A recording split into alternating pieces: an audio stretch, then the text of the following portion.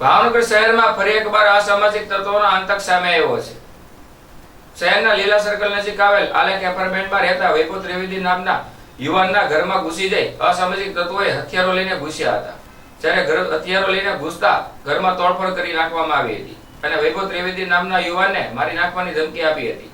આ બનાવ બનતા પોલીસને જાણ કરાતા પોલીસ ઘટના સ્થળે પહોંચી હતી, પરંતુ અસામાજિક તત્વો ફરાર થઈ ગયા હતા।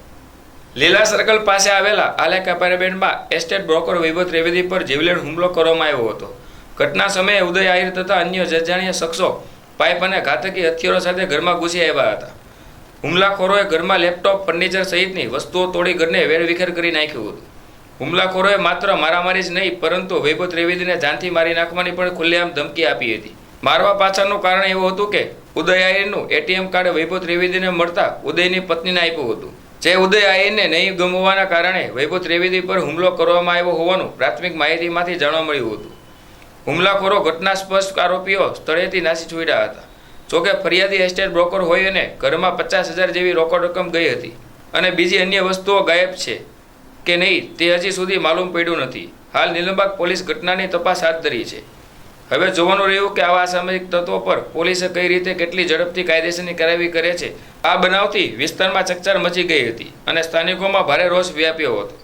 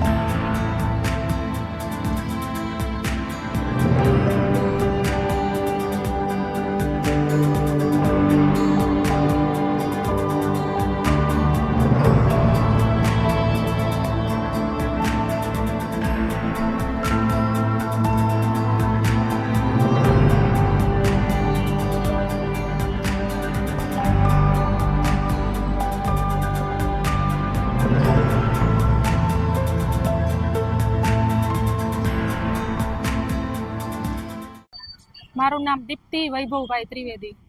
અહીંયા લીલા સર્કલ શ્રી આલેખ રેસિડેન્સીમાં ચોથે માળ B401માં રહું છું અને મારા હસબન્ડને કાલે રાત્રે ઉદયભાઈ નામનો આહિર છે, ઉદયભાઈ નામનો માણસે 7-8 જણા લઈ અને રાત્રે ખૂબ માર માર્યો છે। મારા ઘરમાં દરવાજા તોડ્યા, જાળી તોડી નાખી અને મારા ઘરમાં જઈ તોડફોડ કરી છે। મારા હસબન્ડને 7-8 જણાએ ધોકા, પાઇપ, છરી, હાથ જે આવ્યું ને એનાથી માર્યા છે અને મારા પતિને મારીને અધમુવા કરી દીધા।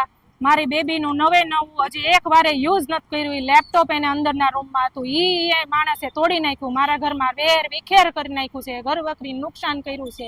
હોસ્પિટલમાં ઇમરજન્સી વોર્ડમાં સવારના અમે છીએ। આમનામ ભાઈ ને મારા પતિને અત્યારે હેમરેજ થઈ ગયું છે, કાનનો પડદો તોડી નાખ્યો, નાકમાં ફ્રેક્ચર કરી નાખ્યું, આંખ ફોડી નાખી છે અને ખૂબ માર માર્યો છે। અને મારીને એટલો સંતોષ ન થયો તો ઢળીને નીચે લઈ ગયા અમારા ફ્લેટમાં, પાર્કિંગમાં રાત્રે માર્યો। રાતના 10 થી 12:30 વાગ્યા સુધીમાં એને ખૂબ માર માર્યો। મારા હસબન્ડ છે ને જમીન લે વેચનું એસ્ટેટ બ્રોકર છે અને મારા ઘરમાં ધંધોના પૈસા 25-50 હજાર રૂપિયા પડ્યા હોય। હવે અત્યારે એ ભાનમાં નથી એટલે મેં કાંઈ ઘરમાં જોયું નથી। હું સવારની 8 વાગ્યાની અહીંયા હોસ્પિટલમાં છું, ફ્લેટે હું ગઈ નથી અને મને કાંઈ ખબર છે નહીં હજી કે હું ગયું છે, હું છે।